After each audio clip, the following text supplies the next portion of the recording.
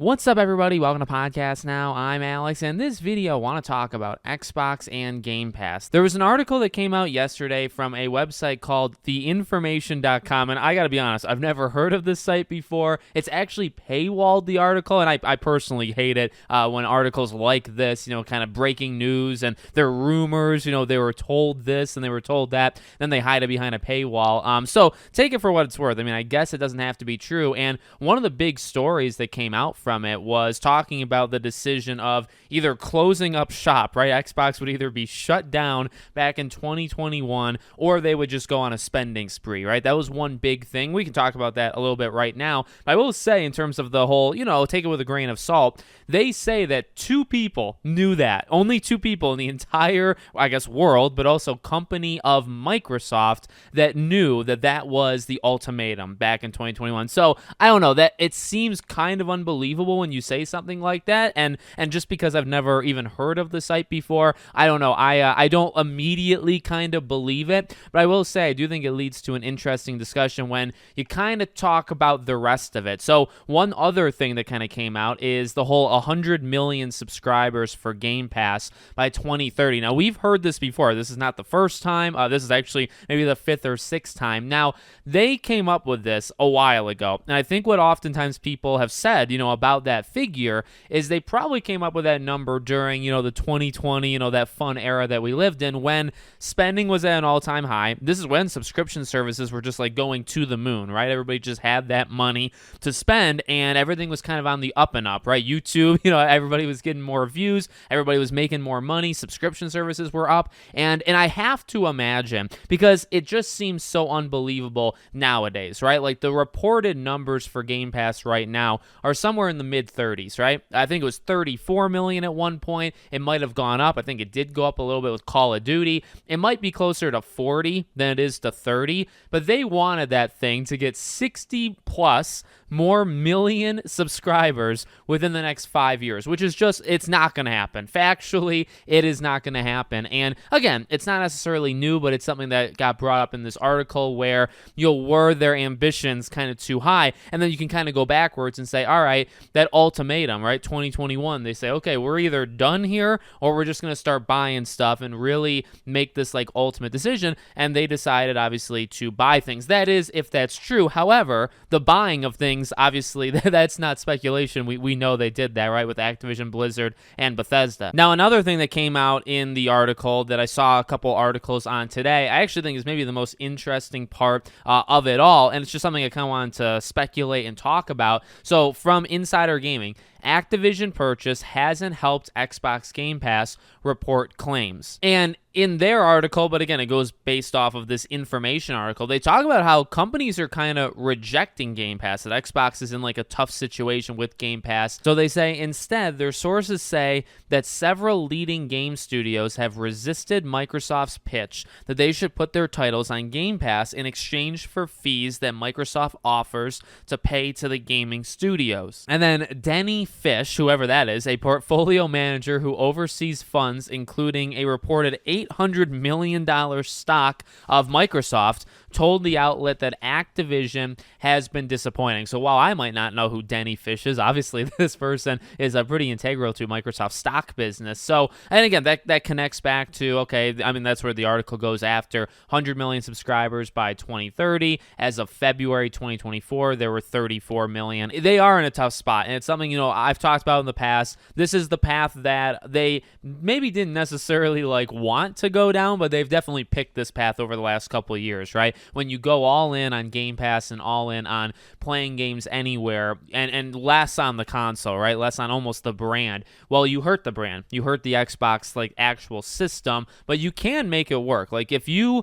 can get Game Pass to everybody and you can get people into that ecosystem, I mean, can it work? The answer is yes. The thing is, I actually saw this on Reddit, and I was just kind of scrolling through and reading comments, and it's interesting. It's interesting to read comments because you just kind of get people that are not like-minded as you, and I think that's somewhat important, in these situations, because in my opinion, they're actually bringing up some good points where it's like, is Game Pass something that can actually ever work at such a large scale? Because you think about something like Netflix, right? And Netflix has gone up and down, and they've had their huge highs, but they've also, they're not growing exponentially either, right? And again, they kind of grew, I would say, and a lot of these grew the most back in 2020. But the thing that makes Netflix different, well, actually, you could probably tell me, right? It's because it's a different medium of entertainment. This is something that you have new shows, new movies that are just so I mean, many of them are bland, but they also have those like big hot hits, right? But they kind of happen all the time. Like there's always something to watch.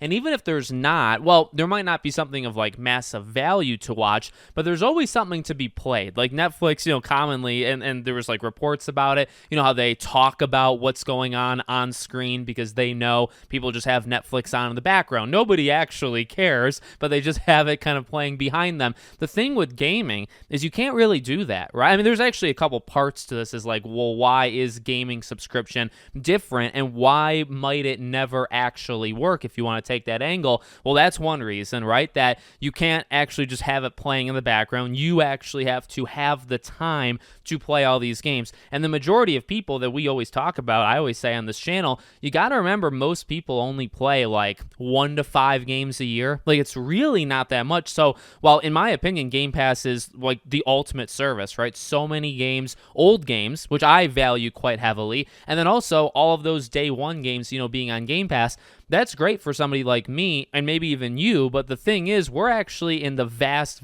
minority. Most people play like 3 games a year, and if those games are not on Game Pass, guess what? They're not wasting $20 a month playing on or buying Game Pass to experience all the stuff that I just talked about. They don't care, and the vast majority of people do not care, and that's that is something that I kind of say that anyway, but I almost have to remind myself with something like Game Pass where it's like, well, why isn't it higher? It's already in a couple different spots that you would imagine it should be higher than 35 million. Can it ever hit 50, 60, 70 million? Well, the thing is, do the majority of people care? And you could say, well, you put COD on it. And see, there's probably a reason why COD could work, right? Because COD comes out every year. It's predictable. You have people that play COD every year, and maybe they play 1 or 2 other games besides COD, and that's it. If that is always on Game Pass, that is some value there. But here's the thing.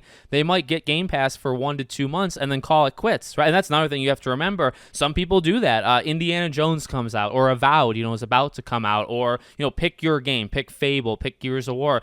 You might get Game Pass for 1 month, experience the game, and then cancel. And that is not a system of growth. You can't actually get to 100 million people if they're going to do that. You have to have consistency at month to month. People have to stick with it. So that's something I think to just not necessarily remind yourself. It's something almost I have to remind myself. But there's one other part to it. I mentioned it with Netflix with the consistency, right? There's so much on Netflix, and it's not all good, but there's definitely a lot and a never-ending amount. You actually do not have that with games. Like, there is almost a never-ending backlog, but, new stuff is new stuff, and that is one of the primary drivers of it, right? Play your new Halo game on Game Pass. Play Gears of War. Play blank, blank, blank, right? Again, the older games have value. They have a lot of value to me, but not to everybody. But you can't just have, like, 5 games every month that are just enormous quality and enormous standard. You can't have that every single time. They're doing good in releasing like a game every 2-3 months. 2025, it looks very, very promising for consistency. They're like tripling the output of Sony, but the thing is, still, it's not a game every day. It's not a game every week. I don't expect that. But again, if you're doing a subscription service, people kind of do expect that. So that's another thing that I never really thought of too much, was kind of like,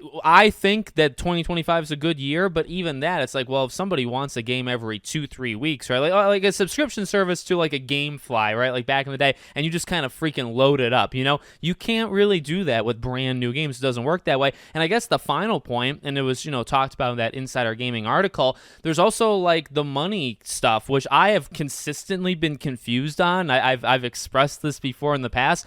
I don't understand how it works. I don't understand how companies seemingly get like destroyed enjoyed by these deals from either PlayStation or Xbox? Like, how does it work? Because I always go to Square Enix and Sony, right? They do the Final Fantasy VII thing, and then they talk about how, it didn't work. It wasn't a financial success and all this stuff. They probably lost money. Well, how did that happen? Like, when you took the deal from PlayStation, does PlayStation not pay you the projected amount that you think you're going to make on Xbox? See, that's how I would imagine it. If you're Xbox and you're Game Pass, when you're pitching a company and you're saying, hey, we want to put you on Game Pass, you need to offer me as the company the amount of money I think I'm going to lose. That, in my opinion, that's the only way of making it work. And now you have to do that with every company forever. And I don't know if that actually is how it works. But again, like imagine GTA, right? Imagine GTA 6. If you go to them, you say, we want to put you on Game Pass, you are losing like $2 billion.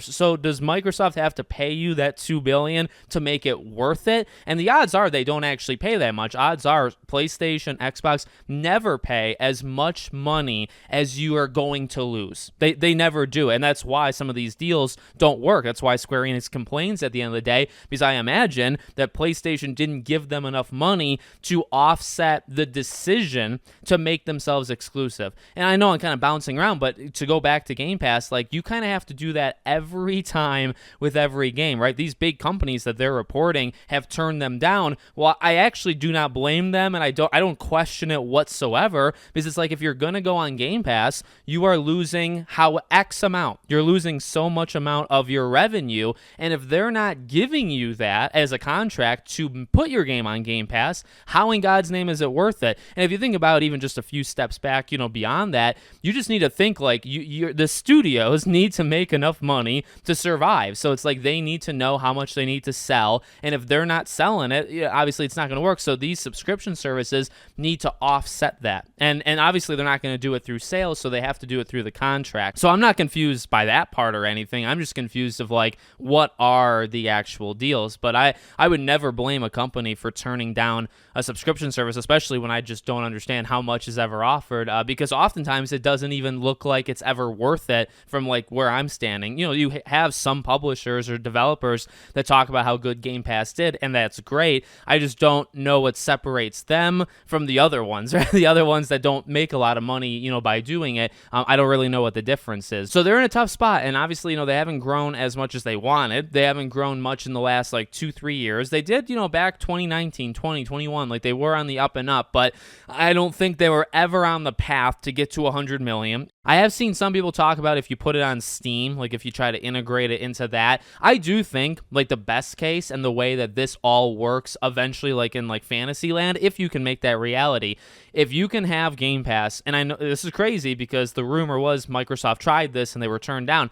If you can put it on Nintendo, if you can put it on the Switch 2, if you can put it on the PS5 and PS6, if you can put it into Steam, that's how you get it to 100 million. It's kind of crazy when you think about firing up your PlayStation and then you have a Game Pass subscription on the PlayStation, but I do think that is a potential future. And if they even want to get close to like 50, 60, 70 million, subscriptions, they have to put it on the Switch. They have to put it on the PlayStation. You have to not only bring all your games over, but then you need to bring your subscription service over that plays those games. That's tricky though, right? Because there's a lot of third-party stuff that PlayStation and Nintendo wouldn't want, right? Especially PlayStation, they have PS Plus. They have their own third-party games that are filled. A lot of those games are the exact same in PS Plus that you have on Game Pass. So you can't have both of them, and you can't have both of them on the same system, right? You have to lose that part. So I don't know. I could see an Xbox Game Pass on these systems, and they drop a majority of the third-party support. They only have their games, and then PlayStation has PS Plus, and they have, a lot of the third-party stuff. That's how I could see it in like the best case, like this futuristic,